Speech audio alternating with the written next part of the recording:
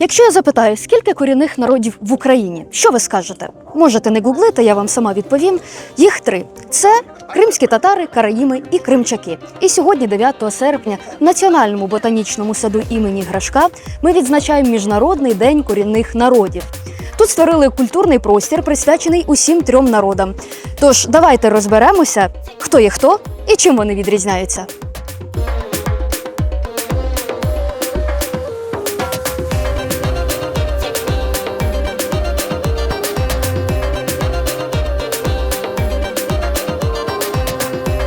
Почнемо з кримських татар.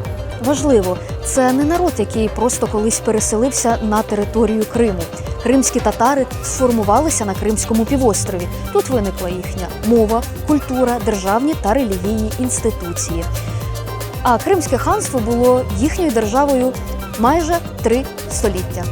Їхня культура сьогодні тут представлена у національному строї, в орнаментах, у вишивці і в предметах побуту.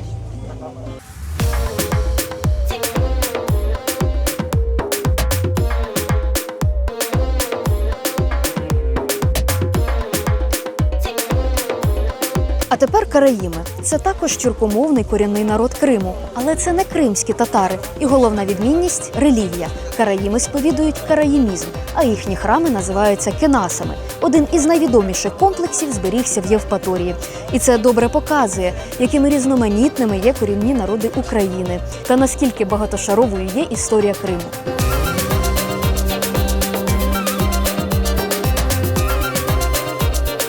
І третій народ – кримчаки. Вони теж історично були тюркомовними, але їхня релігія пов'язана з рабиністичним юдаїзмом.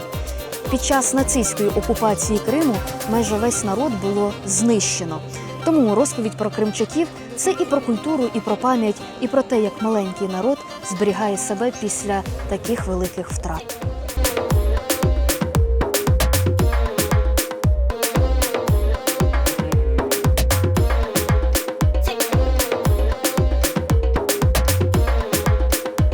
Подивіться ось на цей Крим.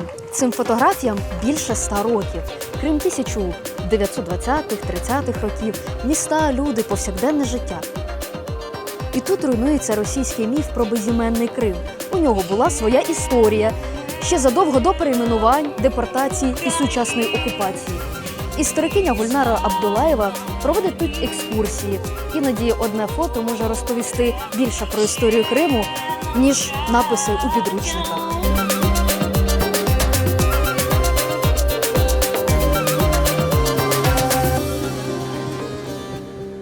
Культуру 3 корінних народів тут можна не тільки побачити. Є й кримсько-татарська кухня, запашний плов – це те, що так ми любимо. На ярмарку – кераміка, вишивка, прикраси, традиційний одяг і сучасні речі з кримськими мотивами. Є дитяча галявина та макет кримсько-татарської садиби, де розповідають про майбутній кримсько-татарський культурний простір просто неба. А ще можна написати лист до вільного Криму, слова підтримки українським та кримсько-татарським політв'язням, яких незаконно утримує Росія.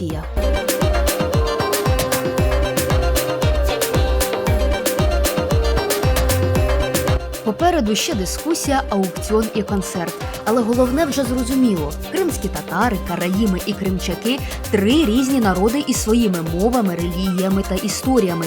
Їх не можна зводити до одного кримського колориту. Об'єднує їх Крим – історична батьківщина. А щоб побачити, скуштувати і відчути їхню культуру наживо, приходьте на наші наступні заходи. Стежте за анонсами на Краймія Вокс в Інстаграм. А з вами була, як завжди, ваша Олександра Гресь. Курушкенджі.